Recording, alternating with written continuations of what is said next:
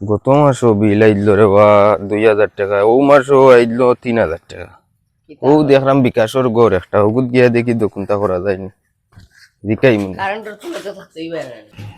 সালাম আলাইকুম। ওয়ালাইকুম সালাম। কিতাবা গত মাসও বিল আইলো 2500 টাকা, এই মাসও আইলো মনে করো আবার 3000 টাকা। মানে বিল কমার কোনটা আসেনি আমার ওখানটা। দেখি তুমি বাড়িত কিতা কিতা চালাও? আমার 4টা ফ্যান চলে আর 4টা লাইট।